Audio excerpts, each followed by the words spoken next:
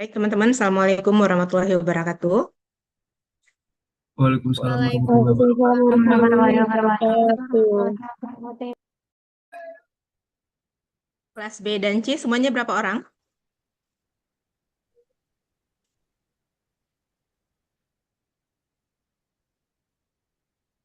Berapa orang semuanya kelas B dan C?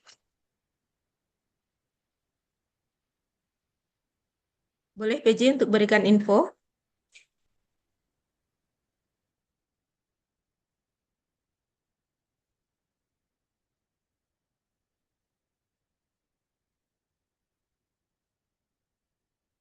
Boleh berikan info? Ada berapa orang lagi yang belum join?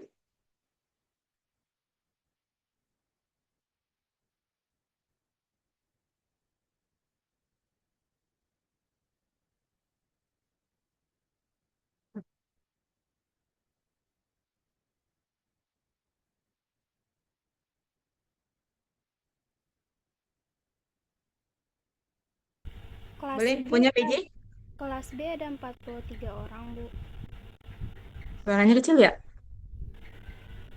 Boleh diulang? Kalau kelas B ada 43 orang, Bu. Kelas C 43 orang, kelas B? Kelas B 43. Oke, kelas C Kalau kelas C 42. Untuk kelas C 42 orang, Ibu. berarti ada 3 orang lagi ya. Saya tutup dulu.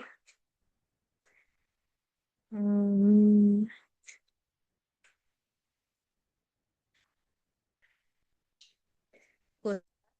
ada teman-teman yang sudah bisa mengakses e-semesta untuk presensi kehadiran.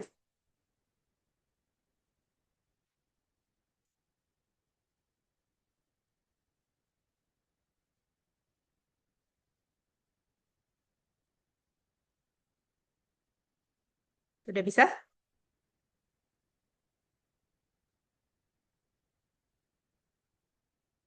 Sudah bisakah? Lagi dicoba, Bu. Oke. Sambil teman-teman mencobanya kembali, saya share PPT-nya dulu. Di slide ini, hari ini kita akan mendiskusikan tentang arthropoda. Cuaca sangat panas di luar. Teman-teman boleh siapkan minum. Jika nanti dibutuhkan, teman-teman tidak susah lagi untuk mengaksesnya. Kemudian biasanya saya bukakan presensi kehadiran. Mohon teman-teman mengisinya di hari yang bersangkutan. Tadi saya cek ada 7 orang yang sudah mengisi sebelum perkuliahan dimulai. Jadi untuk yang akan datang mohon teman-teman mengisinya pada saat itu ya, pada saat pembelajaran. Oke, arthropoda seperti yang sudah kita diskusikan di lab, teman-teman boleh rewind kembali. Itu berasal dari kata-kata arthro dan podus. Arthro itu adalah berbuku-buku atau beruas-beruas, poda atau podus itu adalah kaki. Maka arthropoda adalah semua eh, organisme yang kakinya beruas-ruas, termasuk kita. Cuma kita tidak termasuk ke dalam arthropoda karena kita mempunyai tulang belakang ya. Jadi arthropoda adalah hewan-hewan yang tidak bertulang belakang. Ada yang tahu ini gambar apa? Udang saus. Udah, Ibu. Udah saya Ya. padang, Bu. Iya, udang balado ya. Nah, teman-teman sudah mengamati udang pada saat praktikum. Ketemu dengan kakinya yang beruas-ruas, Ketemu, Ibu. ya, berarti udang adalah salah Ar- satu arthropoda yang mempunyai kakinya beruas-ruas. Salah satu kelasnya. Masih ingat dengan yang di bawah? Masih, Ibu. Ibu. Ya. Nah, yang ini adalah kepiting. Kepiting ini masuk ke dalam kelas krustase, salah satu dari filum arthropoda. Yang di tengah ini adalah kecoa. Teman-teman bawa kecoa, kemudian teman-teman juga ketemu dengan kakinya yang beruas-ruas. Berikutnya adalah anomura. Nah, anomura saya lupa masukkan di dalam pengklasifikasiannya, dia juga masuk ke dalam kepiting-kepitingan. Nah, yang di kiri ini ada yang tahu kira-kira apa? Itu yang mikroskopis bukan, Bu? Betul. Tidak terlalu mikroskopis sebenarnya bisa kita lihat dengan mata biasa, tapi kira-kira ini apa? Kutu Kutu bukan sih, Bu? apa? Kutu. Kutu. Kutu apa? Iya, ini adalah kutu, tapi Kutu kutu kasur. apa? Kutu Kutu kasur bukan sih? kecil. Kutu Kutu apa lagi air yang lain? mungkin, Bu. Kutu Air. air. Kutu Oke, air. kutu air. Kutu apa lagi? Kutu rambut, Bu. Kutu rambut. Rambut yang di mana? Rambut apa? Rambut siapa? Rambut kasar, Rambut? rambut manusia. Iya, betul. Ini adalah kutu dan ini adalah kutu rambut manusia. Apakah rambut kepala atau rambut yang lain? Bisa jadi, Bu. Nah, ini adalah kutu di rambut kemaluan yang kita sebut dengan rambut pada mount pubis. Bisa ditemukan pada laki-laki dan juga bisa ditemukan pada perempuan. Jadi ada rambut yang ditemukan pada mount pubis dan itu jika tidak dijaga kebersihannya, dia bisa ada kutu. Nah, kalau ada kutu, maka kutu ini akan berperan sebagai ektoparasit dan dia akan menyedot darah. Nah, karena gatal, kemudian digaruk-garuk, dia dapat menyebabkan infeksi sekunder. Jadi ini adalah kutu, namanya adalah tirus pubis. Ya, namanya adalah tirus pubis. Nah, kemudian teman-teman lihat yang di atas, ini masih ingat Masih namanya? Nulus, Bu. Ya, limulus. betul.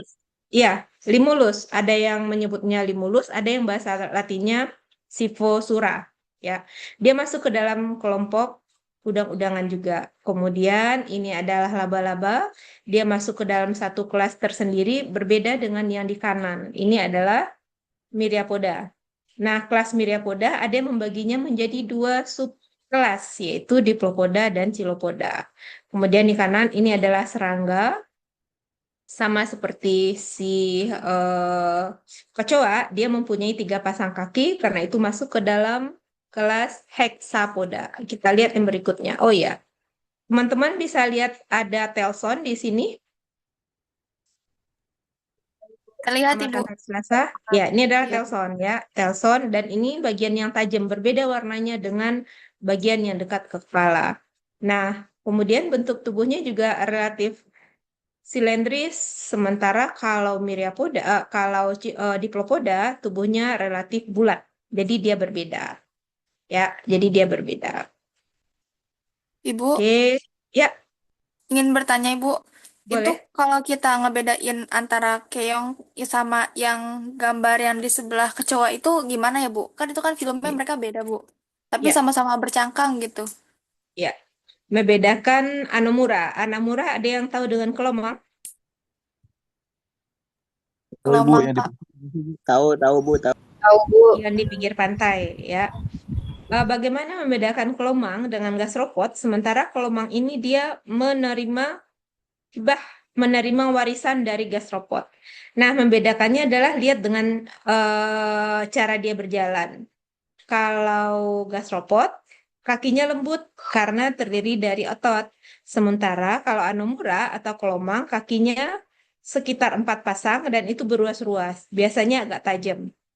Nah, kalau gastropod, ketika dia berjalan di darat, dia meninggalkan lendir yang terlihat seperti keperakan. Sementara kalau si anomura atau kelomang tidak. Jadi ketika dia berjalan, dia tidak menimbulkan bekas. Dulu waktu saya kecil itu sering beli di pasar tradisional Anomura, kemudian disimpan di dalam apa namanya eh kelapa, kelapa parut. Tapi besoknya dia hilang atau dia mati. Kenapa? Karena dia nggak ketemu dengan air. Jadi itu kesalahan di masa kecil yang tidak boleh diulang kembali. Jadi mereka hidupnya adalah akuatik, ya. Paling dia bisa bertahan beberapa saat di terestrial, tapi kemudian dia mati. Biasanya dia akan meninggalkan cangkangnya. Nah, kalau si Anomura ini, dia berganti kulit. Tetapi kalau si gastropod, dia tidak berganti kulit. Nah, si Anomura, ketika dia setelah makan, maka badannya akan gede. Ketika badannya gede, maka dia akan pindah ke cangkang yang lainnya. Dia akan pindah ke cangkang yang baru karena cangkang yang lama sudah tidak cukup. Kalau gastropod enggak, dia akan memperbesar ukuran cangkang sehingga tubuhnya yang membesar cukup di dalam cangkang itu. Jadi rumahnya menyesuaikan dengan ukuran tubuhnya. Kalau si Anomura tidak, dia menyesuaikan dengan ukuran tubuh dengan ukuran cangkangnya seperti itu. Oh, Ibu Kira-kira, berarti cangkang baru yang diambil itu bekas cangkang dari Anomura sebelumnya atau dari hewan lain gitu, Ibu? oke. Bisa dari Anomura sebelumnya yang masih layak pakai, bisa juga dari gastropod, tapi biasanya dari gastropod. Jadi sebelum dia berganti cangkang, dia temukan dulu cangkang baru. Tahu kalau misalnya udah mepet waktu, nih udah kebelet nih mau ganti kulit, tapi cangkangnya baru belum ketemu. Nah, dia masih bisa hidup bertahan di dalam lubang-lubang karang untuk beberapa saat sampai kemudian dia menemukan cangkang dari gastropod atau Anomura lain. Seperti itu, Alia. Oke, ya. Saya Baik, Ibu. lanjut. Terima kasih, Ibu. Oke, saya lanjut. Nanti kalau misalnya ada yang mau ditanyakan, boleh interupsi saja, tidak apa-apa. On mic langsung saja. Nah, arthropoda ini berasal dari kata-kata antron yang artinya buku atau ruas. Nah, arthropoda tubuhnya ini ada yang telat nih. Udah setengah jam. Atau keluar dari Zoom meeting. Nagita Putri. Untuk tubuh dari arthropoda itu terdiri dari kaput, torak, dan abdomen. Jadi tiga bagian utama ada kaput, torak, dan abdomen. Ya, kaput ini adalah kepala, torak adalah dada, abdomen ini adalah badan. Jadi tubuhnya terdiri dari kaput, kepala, torak, dada, dan abdomen. Pada kepala ditemukan adanya mulut dan antena. Pada torak ditemukan adanya kaki dan atau sayap. Pada abdomen tidak ada kaki biasanya. Ya, tidak ada kaki biasanya. Kemudian peranannya beragam, nanti kita lihat di slide berikutnya. Dan berikutnya adalah dia kosmopolit. Kosmopolit artinya adalah bahwa dia ditemukan di mana saja. Ya, dia ditemukan di mana saja, bisa kita temukan di terestrial, di akuatik, arboreal, dan seterusnya. Bahkan ada juga yang hidupnya sebagai parasit, endoparasit, ektoparasit. Kemudian anggotanya paling banyak. Jadi di antara makhluk hidup yang ada, arthropoda itu menempati eh, jumlah anggota yang banyak. Saya pindahkan ke depan slide-nya. Teman-teman bisa lihat di sini, ini adalah arthropoda. Sini dulu ya. Ini adalah ini adalah semua serangga, ini adalah arthropoda. Ini adalah semua hewan selain dari arthropoda. Untuk serangga saja dia udah segini, serangga aja ya. Untuk arthropoda aja udah segini. Nah, untuk serangga ini yang paling banyak. Kenapa serangga bisa sebanyak ini? Karena serangga ada yang hidupnya berkoloni. Dalam artian ada serangga-serangga sosial yang mereka hidupnya bersama-sama, barengan hidupnya. Karena itu jumlah dari serangga itu lebih banyak dibandingkan dengan hewan-hewan lain yang ada di bumi ini.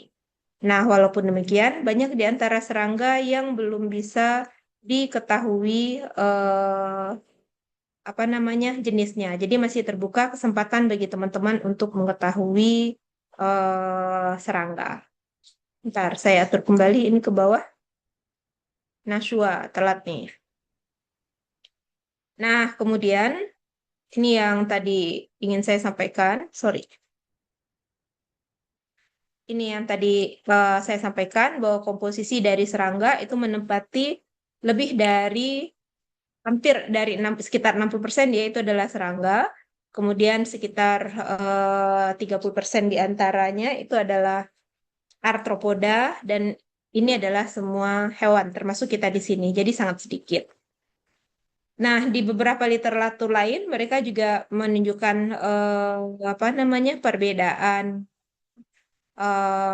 persentase, tapi intinya serangga tetap lebih banyak dibandingkan dengan yang lain. Nah, kemudian ini juga sama di tahun ini saya ambil dari penelitian dari paper orang dan dia menyatakan bahwa serangga itu memang yang hewan tidak tidak terlalu banyak ya. Yang paling banyak itu adalah bakteri. Kita lihat yang berikutnya. Serangga, sorry. Arthropoda itu dia mengalami metamorfosis. Jadi metamorfosisnya itu ada dua, ada yang ametabola, ada yang hemimetabola. Ada yang ametabola, ada yang metabola. Nah, untuk dia mengalami metamorfosis atau metabola, dia mempunyai dua perbedaan. Ada yang metamorfosisnya setengah, ada yang metamorfosisnya sempurna. Kemudian mempunyai kaki, jumlahnya lebih atau sama dengan 3 pasang. Kemudian mempunyai sayap atau tanpa sayap. Dan semuanya mempunyai rangka eksoskeleton. Habitatnya kosmopolit, kita sudah diskusikan. Kemudian peranannya bermacam-macam. Ada yang sebagai polinator. Ya, polinator ini pada umumnya serangga, dia peran sebagai polinator.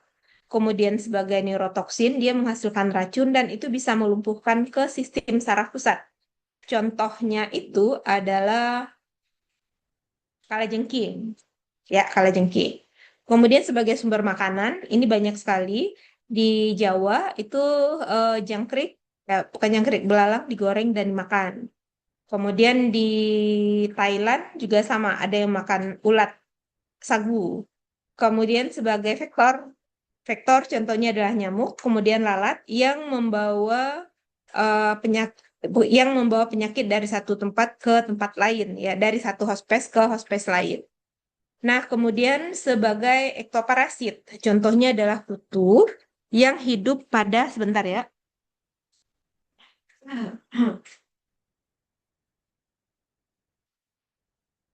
Oke, contohnya adalah kutu yang hidup pada vertebrata. Misalnya kutu kucing, hidup pada kucing, kemudian ada kutu manusia, kemudian ada kutu burung, kemudian ada kutu lagi ya, kutu kambing, dan seterusnya. Kemudian ada yang sebagai penghasil madu, ini tentunya adalah lemah madu. Ada yang menghasilkan sutra, ini tentunya adalah benang sutra. Dan ada juga yang berperan sebagai dekomposer. Saya tambahkan ya, dekomposer.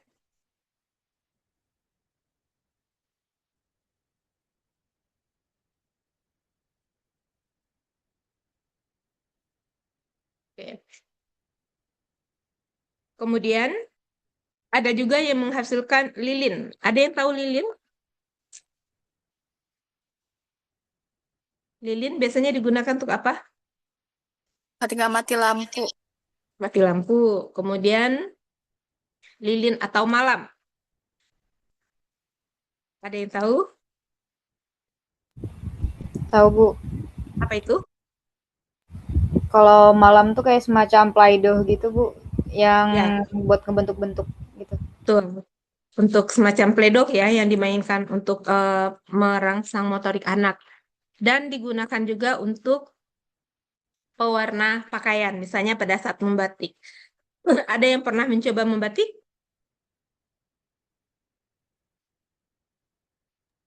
Iya, Ibu. Belum pernah coba? Belum. Ada yang tahu kegunaan lilin atau malam untuk membatik? Iya, Hmm. Ibu. Jadi, eh, yang ditaruh di dalam canting itu pewarna tumbuhan yang sudah dicampur dengan malam. Nah, lilin atau malam itu diambil dari hmm, sarangnya ulat sutra, dari koloninya ulat, bukan ulat sutra, apa namanya, lebah madu. Dan itu yang digunakan untuk mewarnai pakaian. Nah, karena itu arthropoda bisa kita bagi menjadi 4 kelas. Kelas yang pertama adalah krustasi, contoh anggotanya adalah apa contoh anggotanya? Udang. Udang. Kemudian yang kedua, untuk kelas arachnida, contohnya adalah Laba-laba. Laba. ya. Kemudian ada insekta, contohnya adalah Coa. kecoa, Belalang. belalang. Coba move on dari belalang kupu-kupu, dari kecoa, belalang kupu-kupu, nyamuk. Apalagi yang lain? Lalat. Kumbang. Kumbang Bu, kumbang, lalat, kemudian Tawon, Bu. Tawon. tawon, Lebah. rayap, lebah. Ya, oke. Kemudian ada myriapoda. Contohnya adalah kelabang dan diplopoda. Ya, kita harus berinteraksi panas seperti ini. Kemudian cuaca di luar panas. Kemudian kalau kena angin, kena AC itu biasanya ngantuk. Makanya saya minta teman-teman untuk interaktif ya. Kemudian kita lihat yang pertama. Yang pertama ini adalah kelas frustasi. Contohnya adalah udang, ya udang dan kepiting, lobster, bernakel. Biasanya mereka adalah hewan-hewan akuatik, kemudian mempunyai 5 pasang kaki. Satu pasang kaki itu akan bermodifikasi menjadi capit, seperti yang teman-teman temukan pada apa namanya? Pada ini rajungan. Nah, pertanyaan saya, mengapa rajungan jalannya miring? Atau kepiting ada yang jalannya miring? Ada yang tahu? Ada beberapa Karena kepiting karena Posisi struktur matanya dan bukan. posisi mereka posisi mata, posisi mata. Coba satu-satu, siapa dulu? karena struktur tubuh dan posisi mereka bukan di kaki. Karena apa? Struktur tubuh sama Struktur tubuhnya kenapa? Renata,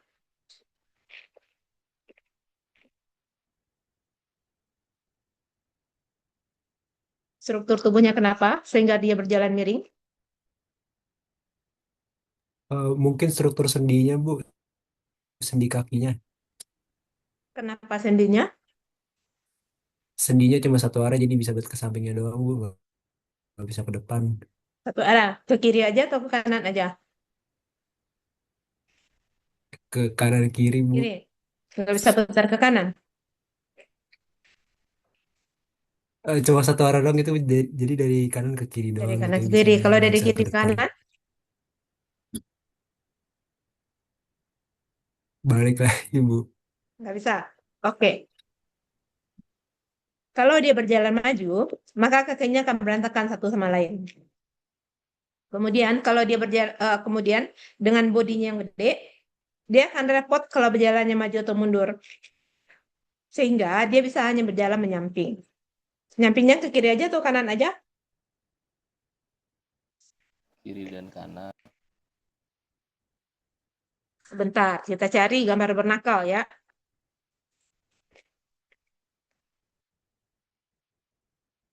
Bernakal.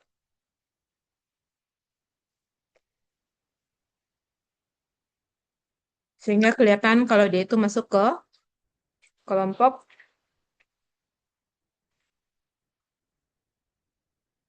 udang-udangan. Bernakalnya nggak ada yang ini lagi.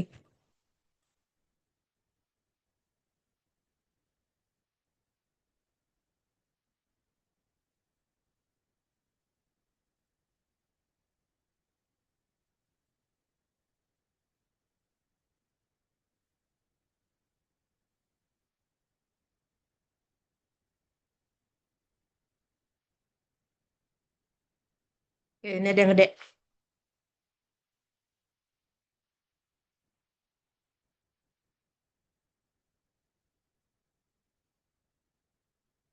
Bernakal. Ini saya ambil dari dreamtime.com. Ingin menunjukkan bahwa bernakal itu bentuknya seperti ini.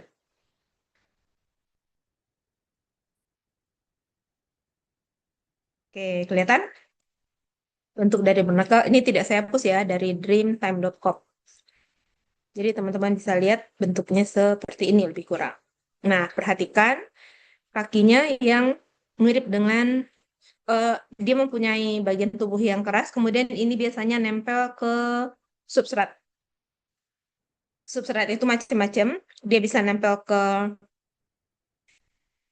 hiu, dia bisa nempel ke badan kapal, dia bisa nempel ke apa lagi ya, misalnya hiu, badan kapal, kemudian ke gas ropot lain, kecangkang gas ropot lain. Jadi ini adalah bernakel. Kemudian untuk udang kita bagi menjadi dua subkelas.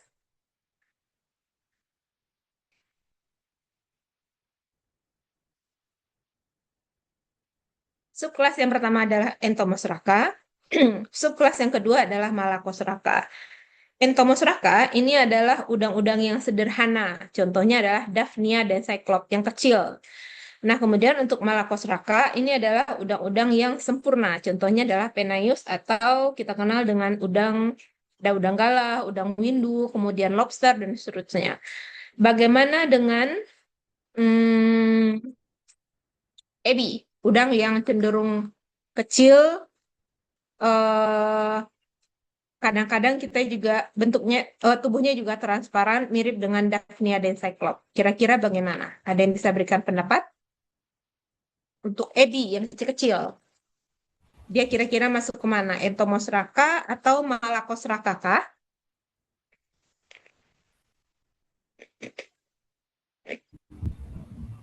Ada yang tahu?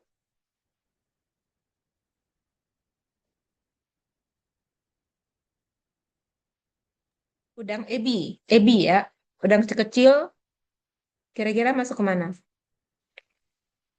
Ke Malacostraca, Bu. Malacostraca, Bu? Malakosraka. Kenapa Malakosraka? Soalnya struktur badannya masih bisa kelihatan tanpa harus menggunakan mikroskop. Ya, perhatikan dengan Daphnia yang struktur tubuhnya sederhana dan kaki tidak terdiferensiasi seperti halnya pada Malakosraka. Jadi ebi itu masuknya ke Entomosraka. Oke ya. Kita pindah ke slide berikutnya. Ini adalah kaki pada udang yang sudah teman-teman amati pada saat praktikum. Nah, saya sudah berikan gambar yang cukup bagus, yang representatif untuk membantu pengamatan teman-teman. Tapi mohon tidak digunakan untuk praktikum, untuk laporan praktikum. Hanya digunakan untuk mengingat bahwa Thoracopoda itu adalah kaki yang ditemukan di mana? Di Depan. Thoracopoda, kaki yang ditemukan di? Yang di bagian depan. bukan, Bu. Ya, Yang sebelah betul. depan. Ya, Thoracopoda adalah kaki yang ditemukan pada bagian torak. Fungsinya? Untuk berjalan, udang berjalan. Jalan. Oke, jumlahnya?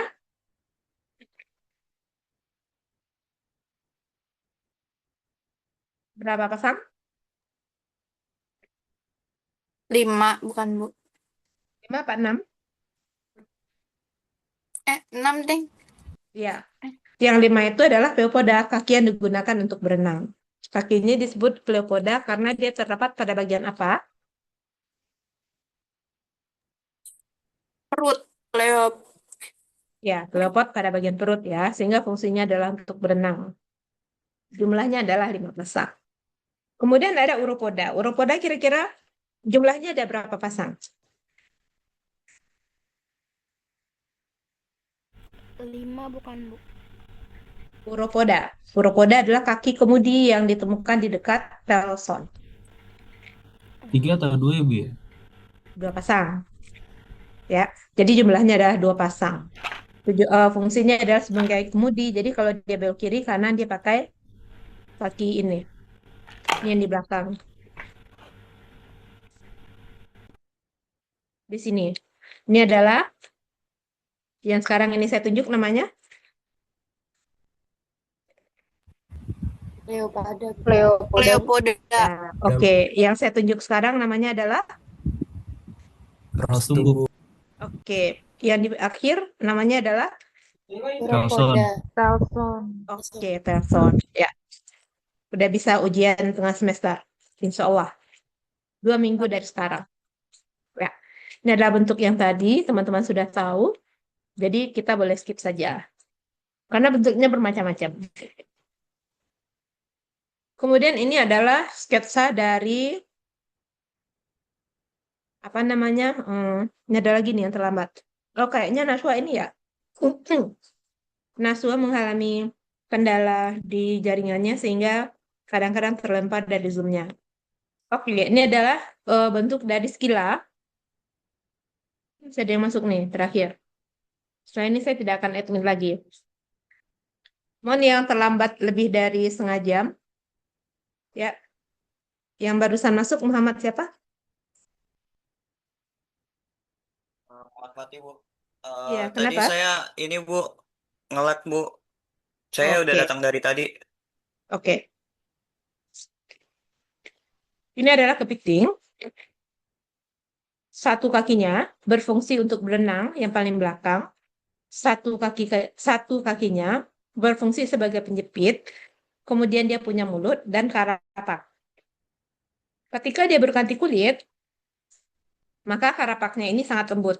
Pada saat itu, kepiting biasanya berharga mahal ketika sudah sampai di meja makan, di atas piring. Gitu. Kemudian ini kelisarannya ya. Ini celipadnya. Kemudian nanti kita bisa ketemu dengan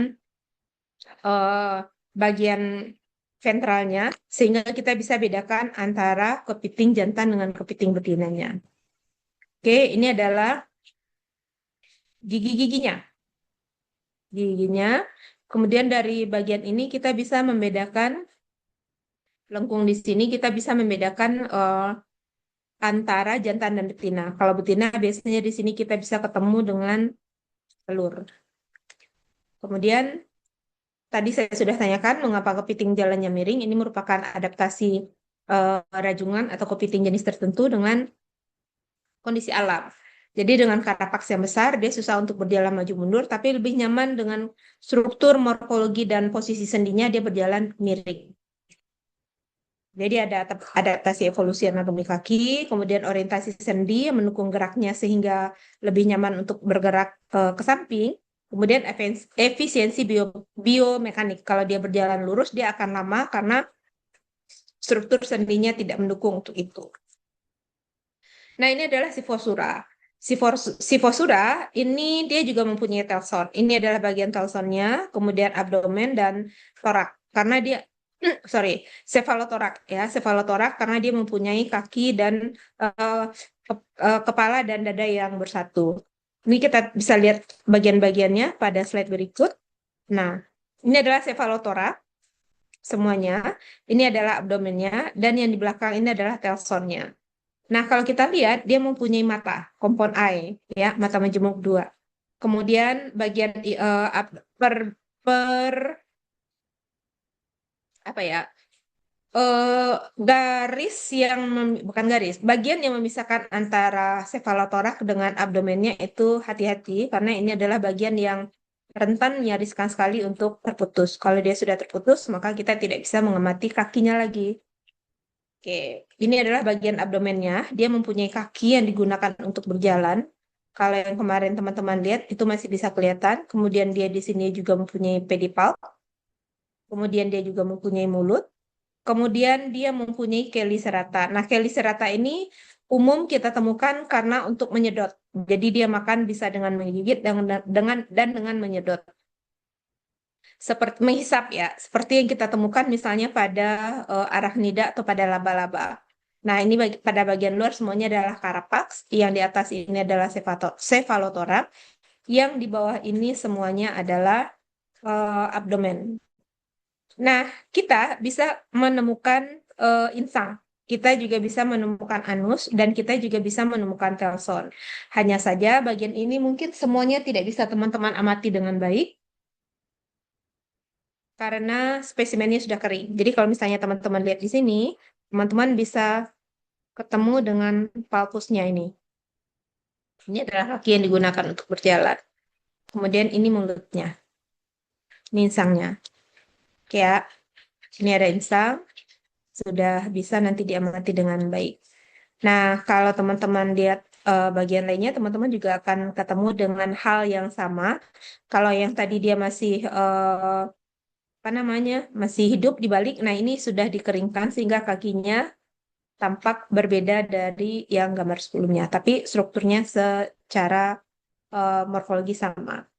Kemudian di mulus atau siposura atau mimi mintuna ini dia bisa kita bedakan antara jantan dan betina. Kalau jantan, perhatikan kuku dari apa namanya kaki yang digunakan untuk berjalan biasanya lebih tajam. Kemudian ini sama, kita lihat yang kelas berikutnya adalah kelas insekta. Untuk kelas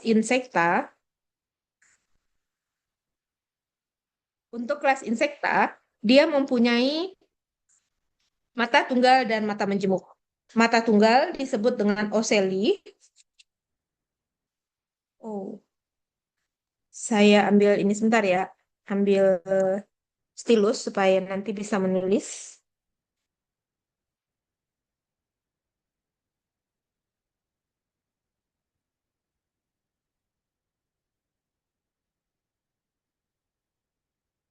Oke, jadi dia mempunyai mata tunggal yang kita sebut dengan ocelli dan mata majemuk yang kita sebut dengan mata facet.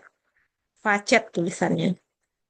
Nah, mata tunggal ini nanti akan bergabung menjadi beberapa, bahkan mencapai puluhan ribu jumlahnya, dan itu nanti yang akan membentuk mata facet. Misalnya, teman-teman bisa lihat yang kita temukan pada apa namanya, pada Odonata cakung, itu sebagian besar dari kepalanya ditutupi oleh mata. Ya, sebagian besar dari kepalanya ditutupi oleh mata. Nah, mata itu adalah mata facet.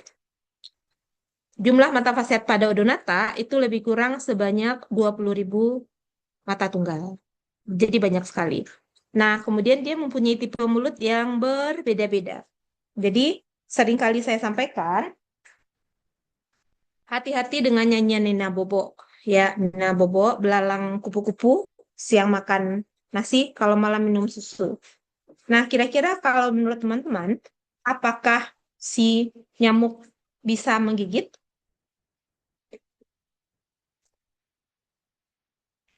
Enggak, Bu. Tidak, Bu. Tidak. Kenapa? Karena dia nggak punya gigi, dia buat menghisap ininya moncongnya. Oke. Kalau nyamuk, dia menusuk dan menghisap. Ya, kalau lalat, dia menjilat, seperti yang di bawah lapping type.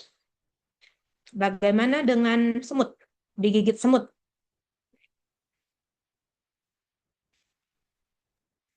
Kayaknya semut gigit deh, Bu. Bisa gigit.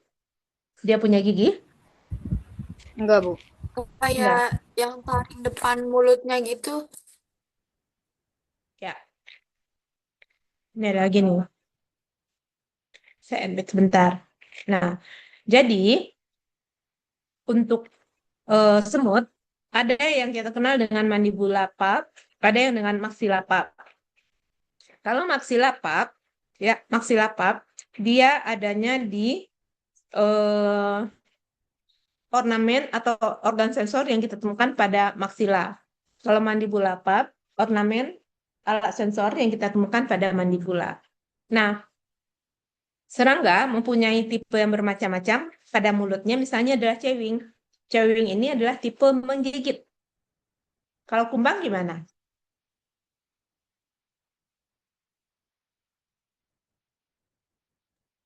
Kumbang menggigit. Menggigit. Dia biasanya gigit apa?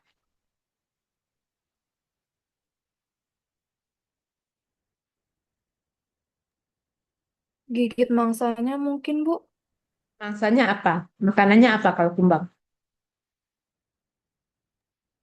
Semut, Semut. Terus,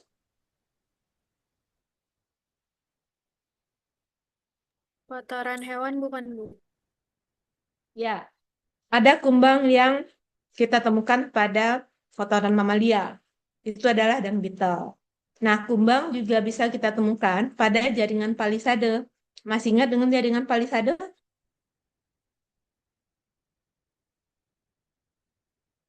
Jaringan palisade adalah jaringan bunga karang yang kita temukan pada daun. Ya, artinya dia bisa hidup di dalam lembaran daun si kumbang tersebut. Nah, kemudian dia juga bisa hidup dengan cara memakan daun. Karena itu ada daun-daun yang bolong, misalnya pada daun-daun kayak Solanacea cabe, atau pada daun kare, atau pada daun terong. Ya, itu dilubangnya oleh kumbang.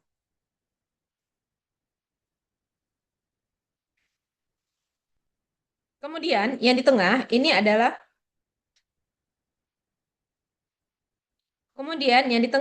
adalah tipe mulut dari kupu-kupu. Dia mempunyai coil proboscis yang menggulung, dan ini digunakan untuk menghisap. Jadi setiap jenis kupu-kupu dia mempunyai panjang proboscis yang berbeda-beda. Nah, karena proboscis itu panjang, maka supaya tidak patah, supaya aman, supaya safety-nya terjaga, maka dia gulung. Nah, kemudian dengan proboscis yang panjang, kupu-kupu bisa menemukan kelenjar nektar yang tempatnya tersembunyi. Jadi untuk kelenjar nektar nanti dia mempunyai 3 tipe, ada yang di atas, ada yang di tengah, ada yang tersembunyi.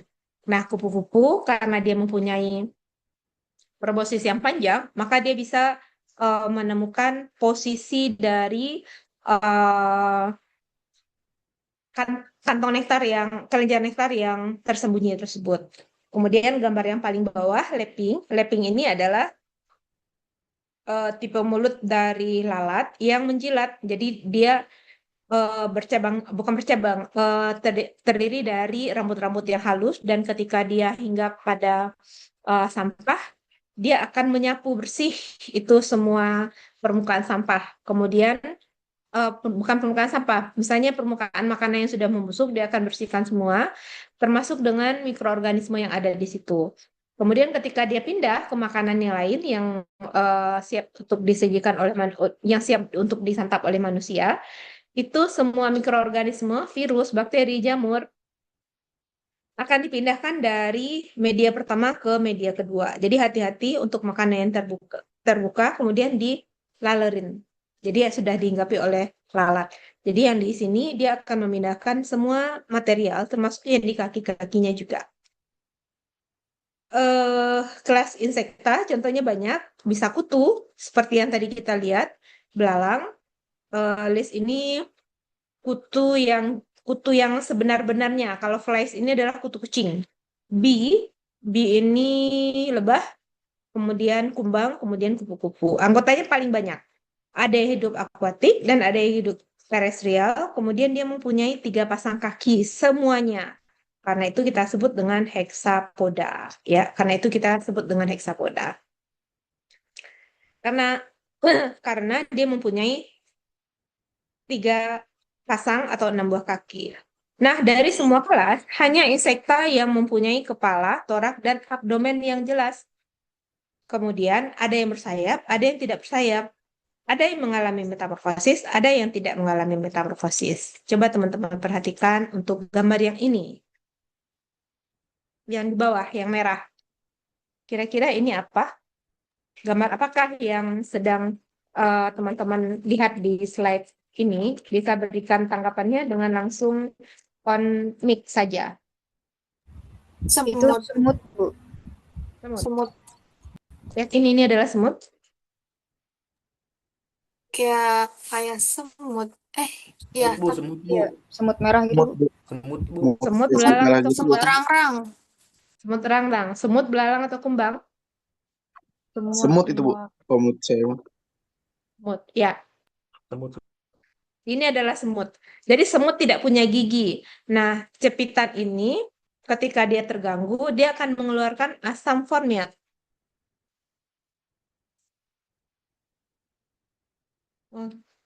Dia akan mengeluarkan, namanya adalah asam formiat.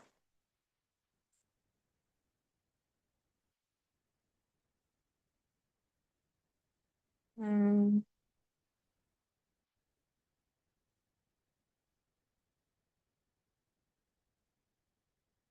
Oh, nggak mau ya?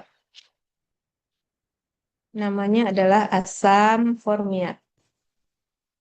Sehingga teman-teman, apa rasanya kalau tidak sengaja menggigit semut?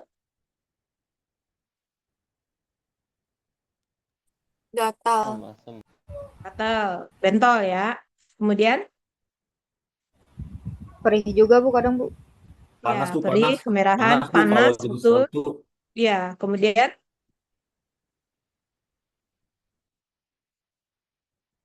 kalau masuk mulut, ada di pinggir gelas, tidak sengaja, Asam. Rasanya aneh. rasanya aneh. Ya, Berdengung, Bu, berdengung. berdengung. Oke. Yang dikeluarkan ketika kita tidak sengaja menggigit semut, misalnya ada es teh manis. Tehnya sudah meleleh semua, tapi masih enak kira-kira. Nah, ternyata sudah disemutin. Nah, kalau tidak sengaja makan itu rasanya juga akan ada tambahan dari asam formiat. Nah, asam formiat ini digunakan di dalam industri, bidang industri, karena dia dijual. Kira-kira fungsinya buat apaan?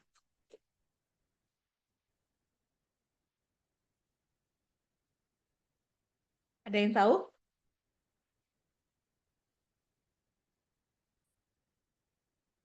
Asam formiat.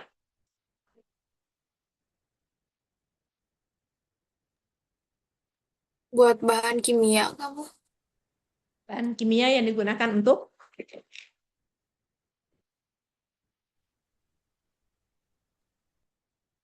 Pengawet di untuk apa?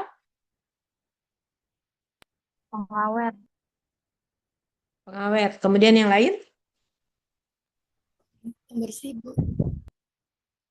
untuk apa, Nabila? Pembersih. Jadi asam formiat itu digunakan di industri, bisa digunakan untuk mengecat litur, ya, furnitur yang terbuat dari bahan kayu, kusen, dan seterusnya. Dan itu dijual. Jadi dia mempunyai harga, ya. Jadi ada harganya. Nah, kemudian kita lihat yang berikutnya. Ini untuk serangga yang bersayap, ada yang mempunyai satu pasang sayap atau ada yang mempunyai dua pasang sayap. Biasanya mempunyai satu pasang antena. Kemudian di mandible itu bisa saja ditemukan adanya ornamen tambahan yang kita sebut dengan palp tadi. Kemudian sistem pernafasannya menggunakan spirakel atau spirakel itu adalah lubang-lubang yang kita temukan pada bagian lateral pinggir dari abdomennya atau di bagian dada torak. Nah, kemudian di bagian dalam tubuhnya dia akan membentuk sistem yang kita kenal dengan tabung trachea. Nah, yang gambarin kanan ini adalah menunjukkan bahwa serangga itu bersifat kosmopolit, bisa ditemukan di mana saja. Kira-kira ini di gurun atau di mana? Di gurun, Bu, di gurun. Gurun, Bu. Ini di pasir biasa, tapi karena adanya efek pencahayaan, jadi seolah-olah dia di gurun. Ya, jadi sebenarnya di pasir yang biasa. Nah, berikutnya adalah Myriapoda. Untuk Myriapoda, ini dia mempunyai dua subkelas. Yang pertama adalah Chilopoda dan Diplopoda. Ada tambahan selain yang terlihat di slide ini untuk perbedaan antara Diplopoda dengan Chilopoda. Ada yang sudah ketemu tambahannya apa saja?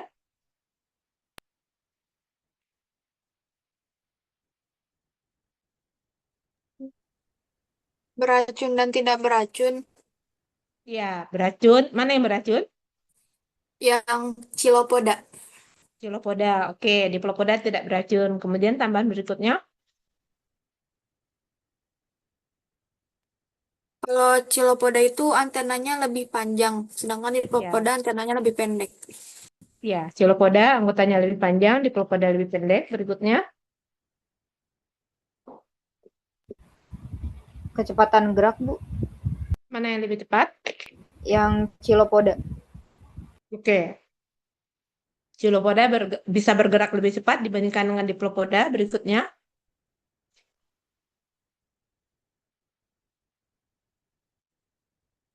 Apa lagi?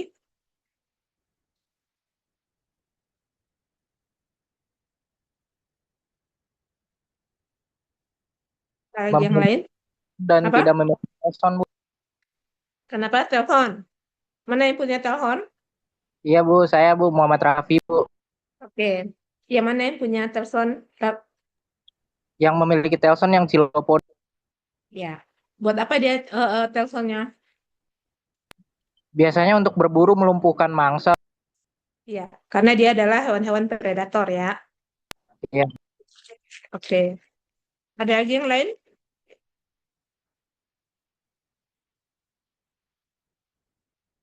Oke. Coba kita lihat bagaimana dia bergerak. Berlari ketika escape atau melarikan diri dari predatornya. Ya, kita lihat di YouTube barangkali ya, bagaimana sih hmm, hmm, hmm. Myriapoda. Myriapoda. Nah, kita lihat bagaimana dia berlari.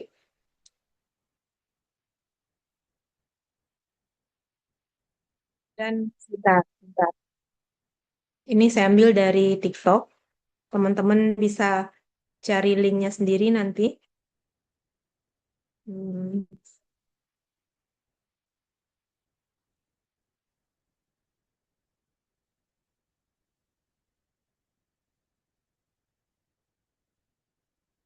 sudah terlihat ya.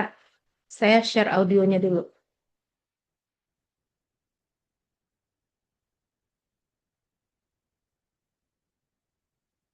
Sorry.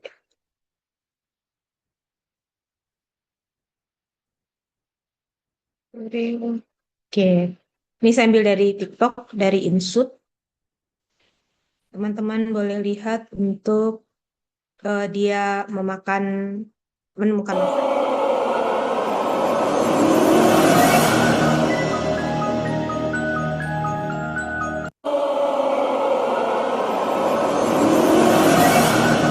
Dalam sekejap dia sudah dia sudah melumpuhkan mangsanya karena dia adalah bersifat sebagai predator atau karnivor, si giant tadi. Tapi kalau untuk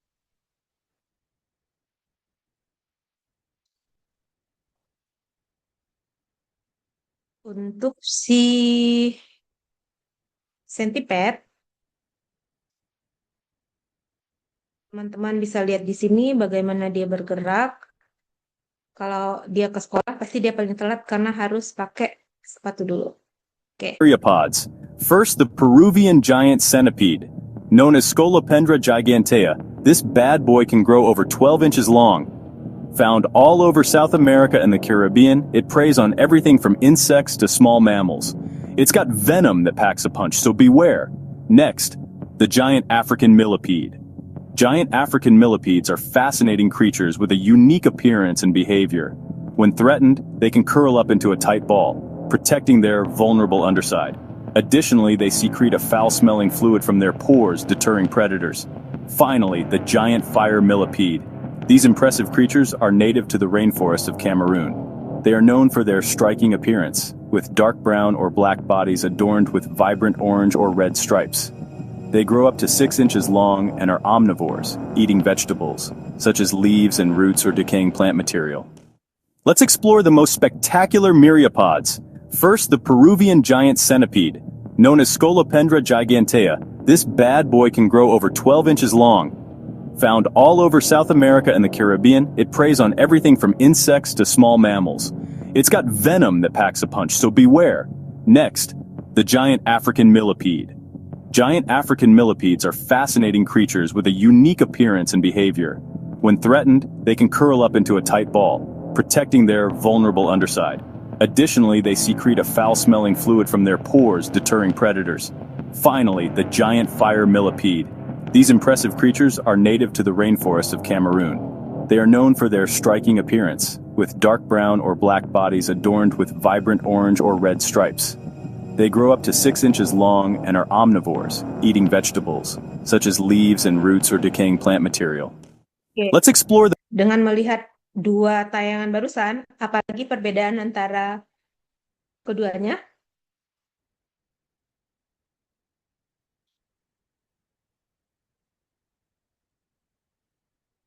Ada yang perhatikan kakinya?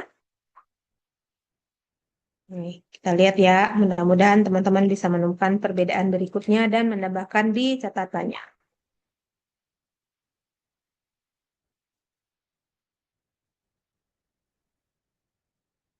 Saya share untuk audio sebentar. Silahkan diperhatikan bagaimana kaki keduanya.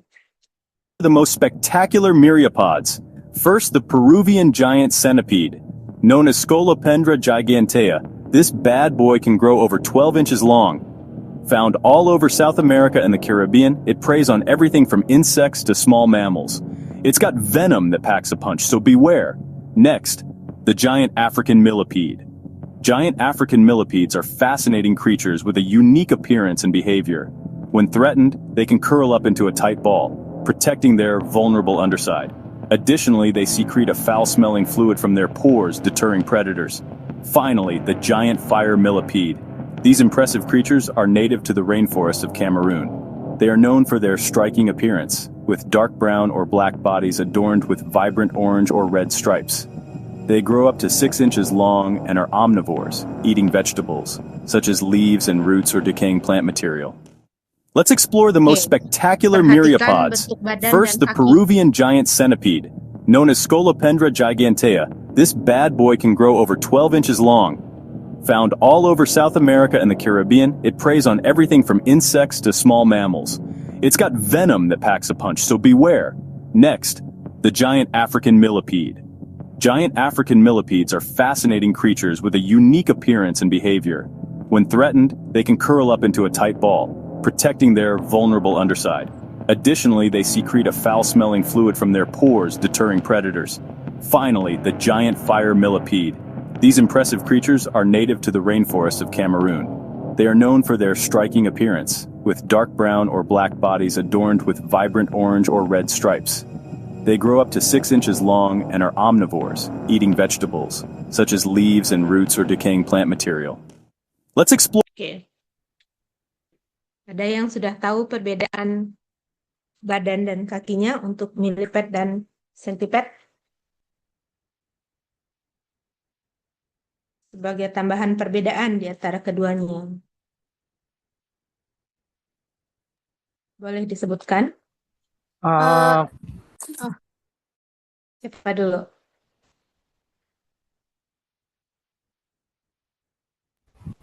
Kalau dari bentuk kakinya yang kaki 1000 itu dia Bu lebih pendek, kecil, terus habis itu halus juga kayak gitu. Terus kalau misalnya bentuknya juga seragam sama kalau gerakannya itu kan kayak gelombang gitu Bu, gelombang halus gitu. Terus kalau misalnya yang tadi yang Chilopoda dia tuh lebih kayak panjang, ramping, terus lebih tajam gitu Bu. Mana yang kakinya lebih kokoh? Yang lebih kokoh yang kelabang. Iya, kelabang masuk ke dalam subkelas apa? Subkelas Chilopoda. Ya, Chilopoda. Jadi Chilopoda kakinya lebih kokoh, sementara Diplopoda kakinya lebih ramping. Bagaimana dengan bentuk badannya? Silakan.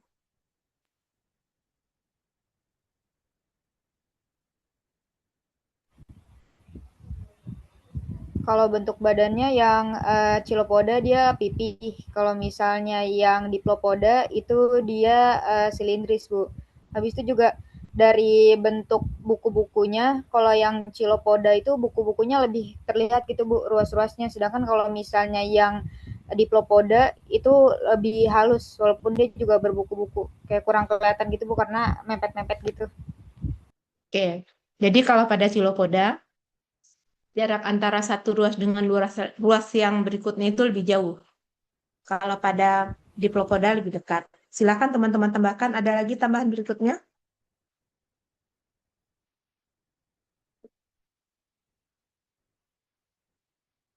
Ada yang ketemu tambahan berikutnya?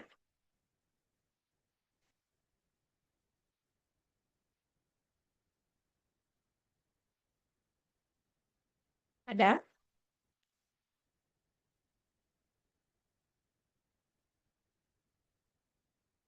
Oke, jadi sementara teman-teman tambahkan seperti yang sudah didiskusikan tadi untuk perbedaan dari keduanya, Diplopoda dan Chilopoda. Bu, saya mau nambahin Bu. Boleh?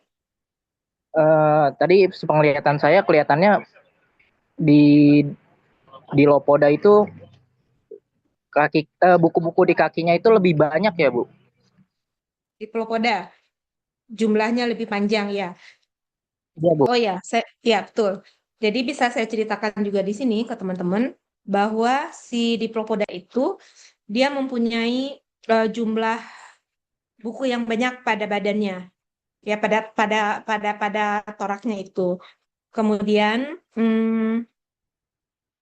toraknya lebih panjang, kemudian ditempati oleh sepasang kaki atau 2 pasang kaki, dan beberapa di antaranya banyak yang ditemukan hidup di gua-gua. Jadi lebih dari 17 tahun yang lalu, itu pada saat Bu Fahma penelitian S3, ya penelitian disertasinya saya sangat ingat itu, karena pada saat itu saya baru nikah. Jadi ceritanya kita masuk ke gua-gua, ada yang tahu Gua Jati Jajar? Tahu Bu, Nggak tahu. tahu. Di mana? Di Gombong bukan Bu, di Gombong. Ya, betul, di Gombong. Jadi ada Gua Jati Jajar, ada Gua Intan, ada gua macam-macam ya. Nah, kami masuk ke dalam gua-gua tersebut dan masuk ke dalam zona gelap gulita, zona gelap abadi. Dan semuanya memang tidak bisa dilihat apa-apa. Nah, tapi uniknya ketika masih ditemukan adanya kelelawar di dalam gua tersebut dan dia mengeluarkan fesesnya yang selanjutnya kita sebut dengan guano, maka di situ masih bisa kita temukan diplopoda. Dan diplopodanya itu buta. Dia mempunyai mata tapi tidak bisa berfungsi dengan baik karena dia berada di zona yang gelap gulita tadi. Dan itu untuk melakukan identifikasi dihitung jumlah segmen dari tubuhnya. Dulu ada buku pictorial key yang saya fotokopi, tapi bukunya dipinjam oleh mahasiswa dan itu nggak balik. Saya fotokopinya itu di Aladin, ya di Margonda, itu yang bagusnya di seberang Gramet, mahal ya, tapi kualitasnya bagus. Jadi ada kualitas, ada harga. Cuma sayangnya nggak tahu sekarang dipinjam oleh siapa, ada di rumah siapa. Jadi kalau di kosan teman-teman nanti ketemu dengan buku pictorial key. Satu lagi itu adalah Insect of Australia, covernya berwarna hijau. Kalau pictorial key itu covernya berwarna motif batang pohon. Nanti boleh tolong antarkan kembali ke saya, karena bukunya memang sangat diperlukan.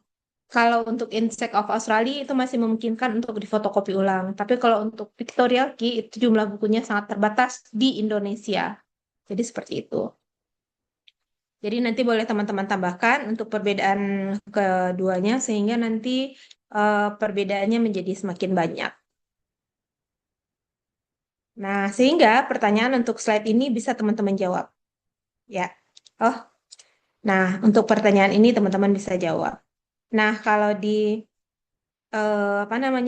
di Propoda kakinya lebih halus tadi kita sudah lihat, kemudian jarak antar segmen toraknya lebih dekat, tidak seperti itu di Chilopoda. Teman-teman bisa lihat bahwa dia mempunyai kelenjar racun, ya kelenjar racun, telson, kemudian bergeraknya lebih cepat juga. Sorry. Kita ke slide berikutnya untuk kelas arachnida. Nah, kelas arachnida ini terdiri dari caplak. Caplak itu adalah kutu yang kita temukan pada sapi atau pada kerbau. Sehingga kalau teman-teman pernah memperhatikan kalau berjalan ke desa, pulang kampung, mudik misalnya, ada kerbau yang punggungnya ditumpangi oleh burung jalak. Ada? Pernah. Di punggungnya ada burung jalak. Pernah ketemu? Pernah Bu. Ya. Ngapain itu si burung jalak? Itu ngambil kutunya nggak sih Bu? Kutu Ya, dari betul. kerbau. Dia ngambil kutu. Nah, kutu itu adalah si caplak. Jadi kutu pada caplak itu ada yang keras, ada yang lunak. Nanti saya kasih lihat bentuk dari caplak yang keras. Ya, kalau caplak yang lunak itu seperti kutu biasa. Kemudian anggotanya lainnya adalah laba-laba dan kalajengking. Dia tidak mempunyai antena, tidak mempunyai mandible juga, tapi dia mempunyai spinneret. Nah, spinneret ini terdapat pada ujung abdomen, pada abdomen bagian ventral, ya. Dan ini yang menghasilkan benang sutra. Kemudian paru-paru bukunya digunakan untuk pertukaran gas, artinya digunakan untuk bernafas. Jadi untuk si spider itu dia mempunyai dua perilaku yang berbeda. Satu hunter spider, satu lagi enggak yang membuat jaring-jaring seperti ini. Nah, untuk yang laba-laba mencari makan dengan cara menunggu, jaringnya ini dia buat sedemikian rupa, kemudian ketika ada ikan yang nempel ya, jadi ikan kadang-kadang dia juga melompat keluar dari air untuk mendapatkan ketersediaan udara ya. Nah, kemudian ada kalanya dia nempel di jaring laba-laba. Nah, itu yang disedot oleh laba-laba. Kenapa? Karena laba-laba si arachnida ini biasanya mereka menyedot cairan. Ada yang tahu dia punya organ apa sehingga dia bisa menyedot cairan?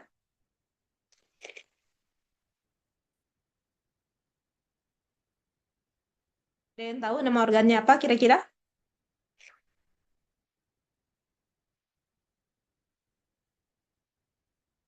Sehingga dia bisa mematikan satu ekor ikan.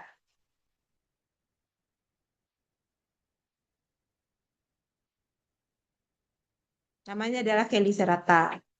Nah, ini kita lihat di sini. Cheliceratanya tidak kelihatan ya. Tapi di sini adalah spinneretnya. Teman-teman bisa lihat. Jadi spinneret itu bukanlah organ yang ditemukan pada bagian mulut, tapi pada bagian abdomen akhir. Jadi ini sefalotoraknya gabung, kemudian ini abdomennya. Nah, kita bisa ketemu dengan spinneret di ujung akhirnya tersebut. Kalau kita mau lihat di sini, tubuhnya terdiri dari sefalotorak dan abdomen. Kemudian di sini ada cheliceratanya. Karena itu, laba-laba biasanya makan mangsanya dengan cara menghisap. Kemudian dia mempunyai palpus dan dia mempunyai spinneret di sini. Dan 4 pasang kaki. 1, 2, 3, 4. Ada yang tahu ini apa? Laba-laba. Laba-laba. Ya, apanya laba-laba? Pala. Mata. Mata. Ya, mata. Kira-kira ini mata majemuk atau mata tunggal? Majemuk. Majemuk, Bu. Majemuk atau tunggal?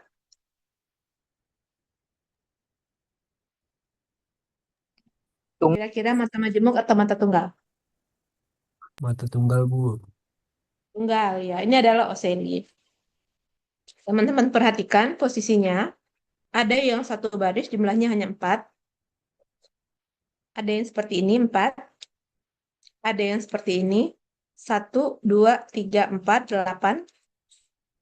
Melingkar. Ada yang 4 berwarna biru. Dan seterusnya. Dan mata ini menentukan pengklasifikasian pada si laba-laba. Jadi merupakan karakter yang penting digunakan untuk identifikasi pada laba-laba. Kemudian kita lihat yang berikutnya, ini adalah abdomen yang kita kenal dengan istilah opistoma. Sefalotoraknya kita kenal dengan istilah prosoma. Dia mempunyai kaki yang digunakan untuk berjalan. Nah, ini adalah cheliceranya. Chelicera itu digunakan untuk menghisap, mematikan dulu juga, kemudian untuk menghisap. Kemudian mereka juga mempunyai palpus dan mata. Ini adalah akari. Akari ini adalah caplak yang kita kenal dengan caplak dan peranannya adalah sebagai ekoparasit. Nah, ini yang dimakan oleh si burung jalak. Bu, saya mau Kemudian nanya, scorpion. Ya, tadi Ibu bilang caplak itu berarti apakah sama jenisnya sama yang kutu ular, Bu? kutu ular. Iya, Bu, kutu ular. Kutu ular saya baru dengar. Sebentar ya, kita coba cari untuk kutu ular. Baru dengar saya ada kutu ular. Bentuknya seperti apa? Sama kayak tadi, Bu. Makanya saya tanya. Oke, berarti dia masuk itu ya? Akari. Sebentar, saya coba cari bentuk kutu ular seperti apa. Kutu ular. Adanya kutu-kutu ular-ular. Sebentar. Kita coba cek lagi.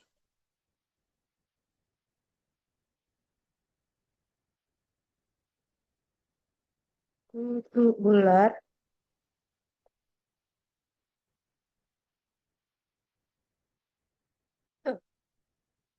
Hmm. Hmm. Saya baru tahu tuh ada kutu ular ya.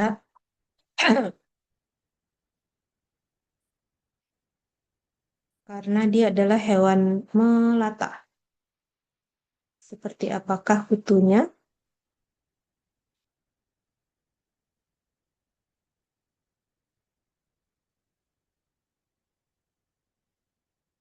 Oh, oke. Oh, kalau saya tanya menggunakan sebuah AI, kutu ular itu adalah semacam Myriapoda. Semacam Myriapoda yang bentuknya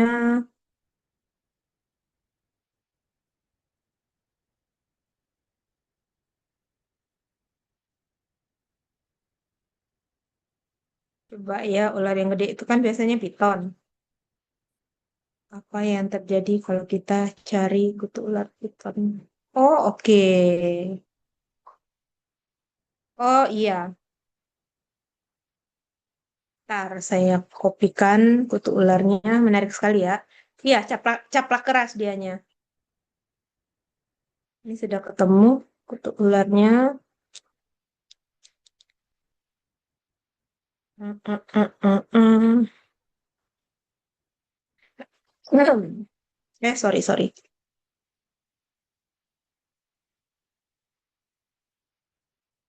Barangkali seperti ini yang ditanyakan oleh Raffi. Ini ya, saya pakai kata kunci kutu ular piton. Nih, ini adalah caplak lunak, caplak keras. Jadi perutnya lebih besar. Ini adalah bagian sefalotoraknya. Kemudian ini perutnya lebih besar. Ini kutu yang kita temukan pada ular. Ini saya carinya di piton. Oke ya. Oke, Raffi? Ya Bu, betul Bu. Berarti dia Oke. caplak ya Bu? Iya, caplak arachnida dia. Oh, oke Bu. Oke, terima kasih untuk apa namanya pertanyaannya sehingga saya bisa menambahkan slide di dalam materi ini. Kemudian kita lihat yang berikutnya adalah Centrurus Neza Kinanda enter the waiting room. Untuk Scorpionida, ini contohnya adalah Centrusus. Nah, ini kata-kata yang saya lupa pada saat kita pengamatan di lab. Jadi, kakinya ada yang digunakan untuk berjalan. Ketika ketemu dengan Centrusus ini, jangan pegang palanya, tapi jauhkan dia dengan memegang bagian telsonnya. Jadi, telsonnya ini sangat jelas terlihat dan itu dia akan mengeluarkan racun yang bersifat sebagai neurotoksin. Nah, kemudian teman-teman bisa lihat di sini, ini adalah pedipalpusnya. Dia punya prosoma, kemudian dia punya metasoma, dan di ujungnya dia mempunyai telson. Kemudian Centrusus ini merupakan arthropoda darat paling tua.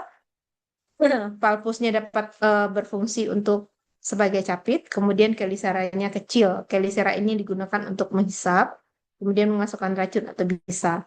Nanti pada saat pembelajaran apa namanya ular, teman-teman bisa membedakan, teman-teman akan dapat membedakan antara bisa dengan racun. Kalau gejala keracunan itu banyak, ini ada lagi nih. Gejala keracunan itu banyak, misalnya adalah hipersaliva, kemudian kejang, kemudian hiperhidrosis, kemudian mual muntah, dan lain-lain. Nah, kadang-kadang juga ada yang menyebabkan nafas tersengal sehingga eh, apa namanya bisa menyebabkan kematian. Jadi untuk gejala hipersaliva, itu hati-hati, memang harus diawasi oleh dokter tenaga medis supaya tidak terjadi hal-hal yang tidak diinginkan. Oke, sampai di sini selesai materi tentang arah nida. Kita buka sesi diskusi dan tanya jawab untuk siang ini. Silakan untuk buka on mic langsung saja. Permisi Ibu, izin bertanya tentang laprak Ibu. Tentang? Ya, laprak akhir Ibu. Oke, laporan praktikum. Silakan Isti.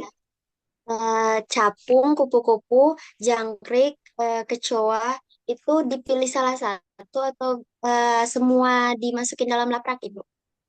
Semua masuk ke dalam laporan, tapi pilih satu atau dua yang nanti akan dibuat deskripsinya. Iya, ya, Oke, ngerti. Terima kasih deskripsi. banyak Ibu. Oke, deskripsi juga taksonominya, taksanya.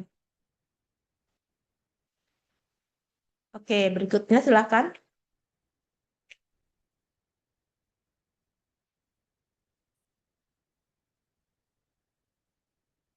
Ada pertanyaan berikutnya, silakan. Permisi Ibu, saya izin bertanya. Silakan. Benar Alfa. nggak kalau misalnya apa racun dan bisa itu bedanya itu kalau racun itu apa namanya nggak perlu diinjeksi untuk meracuni. Nah, sedangkan kalau bisa itu apa perlu diinjeksi buat meracuni apa orang atau hewan lain gitu, Bu. Betul. Kalau ular sanca, bukan sanca, apa namanya? Ular yang bisa menyemburkan racunnya itu, Najas putatrix bahasa Latinnya. Kobra. Nah, itu Kobra kira-kira Jack. menurut apa? Ya, ya. Di kobra itu racun atau bisa? Bisa sih, Bu. Soalnya saya pernah kegigit dulu. Mhm. Dia bisa menyemprotkan racunnya itu dari jarak lebih kurang 1 meter. Cukup jauh.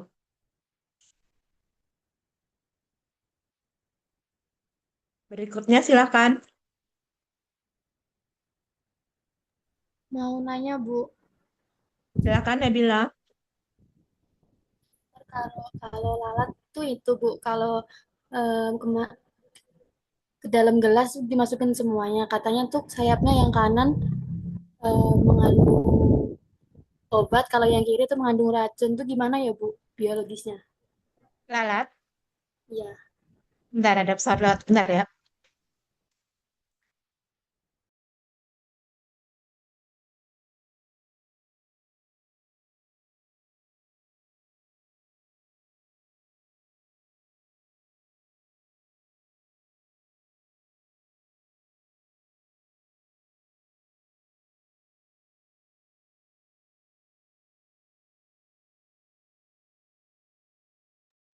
Oke, sebentar. Barusan tadi ada pesawat lewat dari eh, lapangan terbang Pondok Cabe.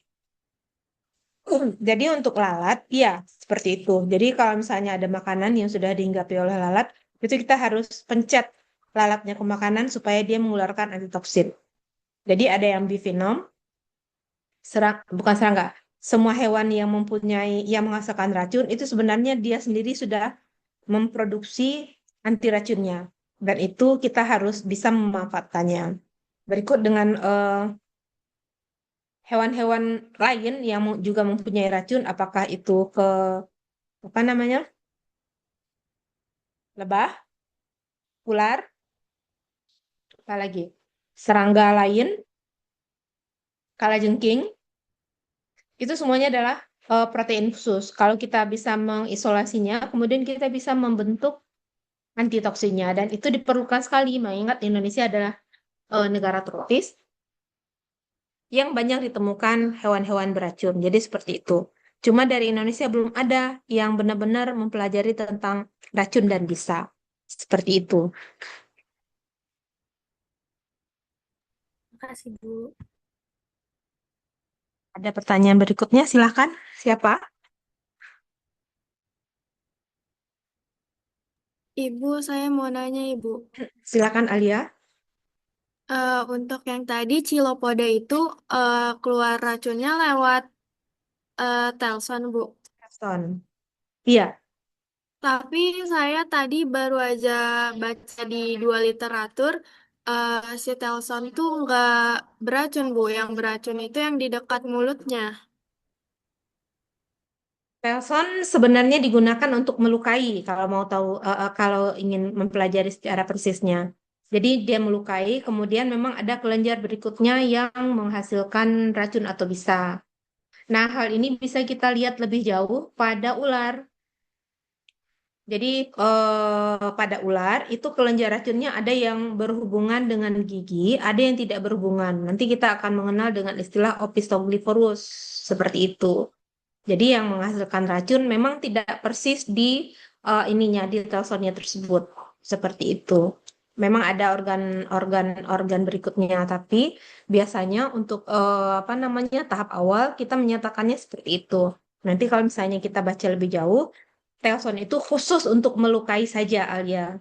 Jadi dia melukai, nanti ada organ lain di dekatnya yang menghasilkan racun tersebut. Begitu Alia. Betul. Baik, Ibu, terima kasih. Oke.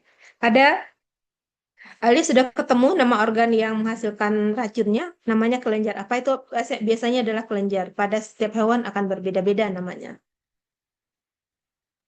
Di uh, foto anatomi itu namanya Forcipules, Bu. Atau nama Indonesianya tuh dia kaki yang beracunnya. Jadi namanya cakar racun. Boleh di-share di sini gambarnya? Eh, ini namanya.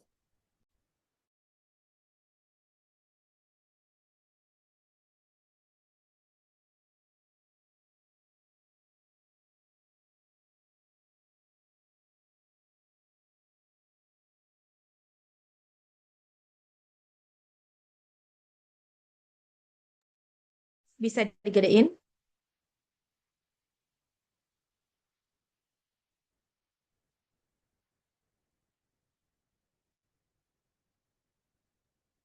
Cuma segitu aja, Bu. Oh, sedikit aja. Oke. Ini kelenjar racun pada Chilopoda ya. Chilopoda. Jadi semakin hari kita diskusi, semakin banyak yang kita tahu, semakin eh, dalam juga pengetahuan kita untuk serangga-serangga yang ada di sana.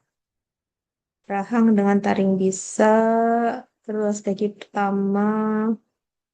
Oh, di sini saya browsing tidak ketemu karakter, bukan karakter, karakteristik dari kelenjar bisanya seperti yang barusan ditemukan oleh Alia. Ibu, Ya, Ibu maaf, kan di situ Forsipula ya, Bu. Terus di bawahnya ada dalam kurung Venom Claus. Kan kalau di Indonesia ini tuh kan berarti capit yang racun atau capit racun. Apakah mungkin itu Bu Forsipula itu kayak nama lain dari Telson gitu, Bu, atau apa gitu? Saya di situ artinya bisa diartiin itu tuh capit racun gitu, Ibu. eh bukunya nggak ketemu lagi. Barangkali bisa. Coba saya itu sebentar ya. Saya cari tahu dulu sebentar. Kita share di grup saja. Nanti saya bisa cari pakai AI yang ada di handphone. Sebentar. Karena setiap hewan biasanya dia mempunyai ini yang berbeda-beda. Kelenjar racun yang berbeda-beda. Saya izin share di situ dulu. Izin Sistematika hewan. menambahkan juga, Ibu. Di Boleh? sini juga telsannya di belakang, Bu, bukan di kepala. Kan? Ya. Biasanya Telson itu adalah kelenjar racun. Kalau di sini dia seperti itu. Saya cari pakai AI ya di handphone. Display close up label diagram with anatomy. Kalau di sini disebut Venom claws dikenal sebagai forcipules are prominently featured at the bottom of the head structure. Kita lanjut setelah azan ya, sedang azan di sini. Sebentar.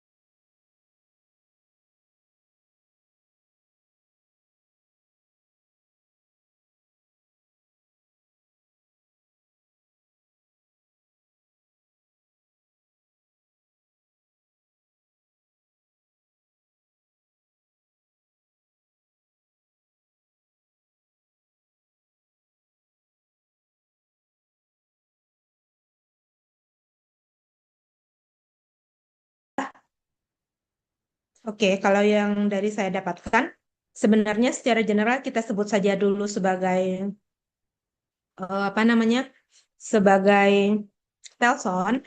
Tapi kalau di sini dia bilang taringnya itu di dalamnya ditemukan adanya kelenjar.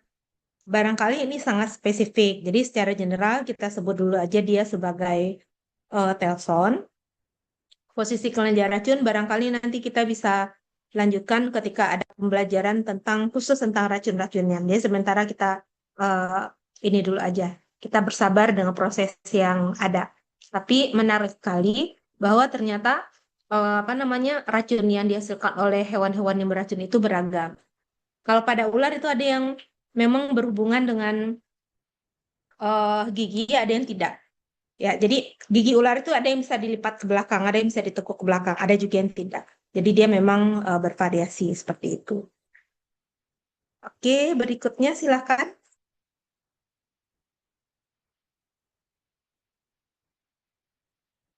Ada yang berada di kampus, teman-teman?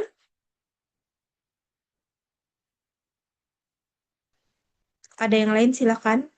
Rambut yang ada di badan kita. Nah, itu namanya adalah pediculus humanus par humanus. Kemudian gambar yang pertama tadi saya sampaikan itu adalah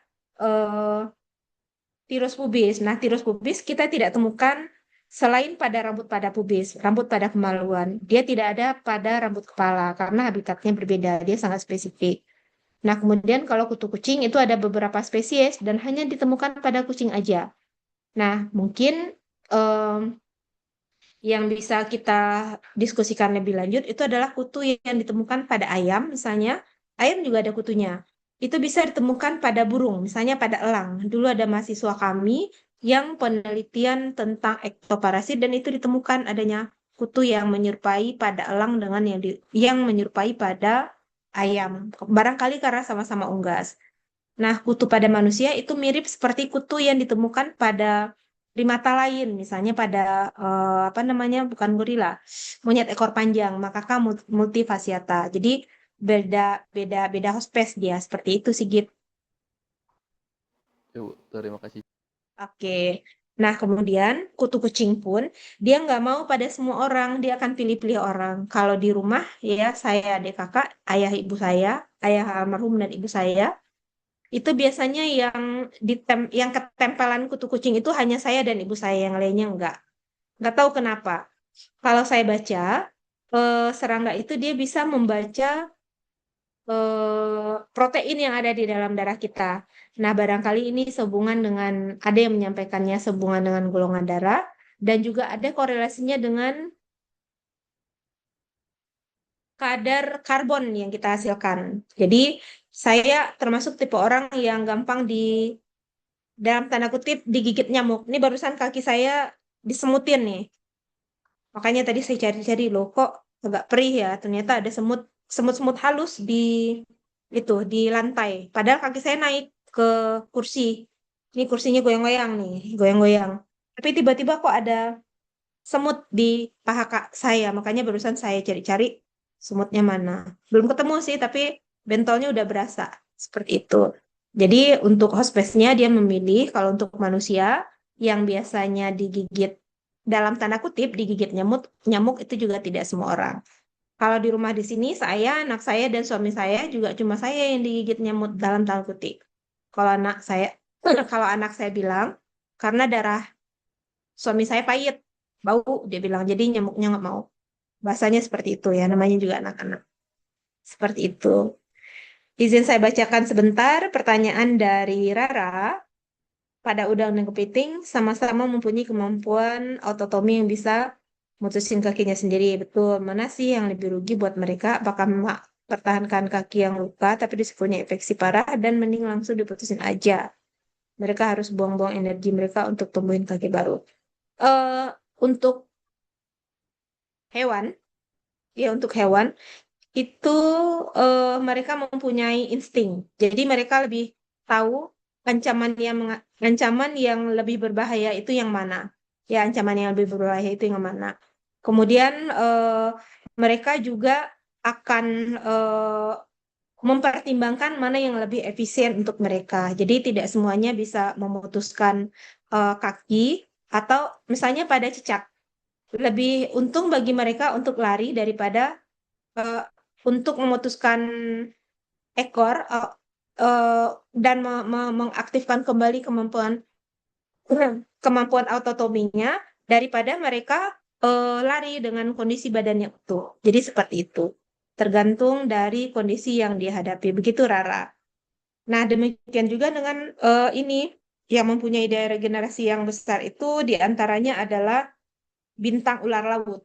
Nah, untuk bintang ular laut, dia akan memutuskan bagian yang dianggap membahayakan dirinya, kemudian dia akan segera menjauh dari sumber ancaman. Biasanya mereka akan langsung masuk ke celah-celah karang untuk mempertahankan hidupnya. Jadi bagi mereka lebih nyaman dengan kondisi seperti itu.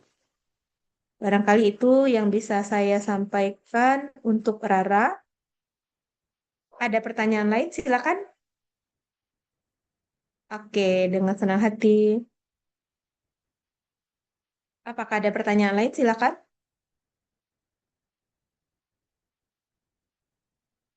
Apakah ada pertanyaan lain? Silakan. Ibu, saya ingin bertanya, Ibu. Boleh, Ahla. Kan saya pernah dulu pas di pondok itu jadi ada serangga, Ibu, namanya tuh lembing. Nah, dia tuh muncul cuman setiap padi tuh panen aja itu, Bu. Jadi kira-kira emang ada gitu, Bu, serangga yang cuman keluar pas musiman doang gitu, Bu.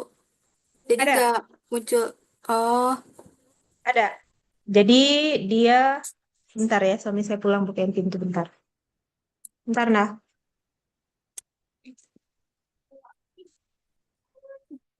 Oke, tidak apa-apa. Raja Aistri, Naifah, Naura, Hana, Vina, Regina, Shanaya, Radia. Oke, silakan on cam untuk yang memungkinkan. Oke, saya mulai dulu dari slide yang pertama. Silakan posisikan kameranya sedemikian rupa sehingga tangkapan layarnya cukup enak untuk dipandang mata. Saya akan capture pada hitungan yang ketiga. 1, 2, 3. Kita pindah dulu ke kalau dia nggak makan, sininya akan transparan relatif gelap. Kalau dia habis makan, maka di sini akan merah semua. Nah, setelah dia makan, dia bisa beberapa lama tidak makan. Apa yang mencirikan Hemiptera? Dia selalu punya torak dengan lambang segitiga seperti ini. Bisa kutu busuk yang tadi mengeluarkan walang sangit ya, itu juga masuk ke Hemiptera. Kemudian tonggeret karena dia mempunyai mulut yang tersembunyi di antara kedua kakinya. Seperti itu. Gitu.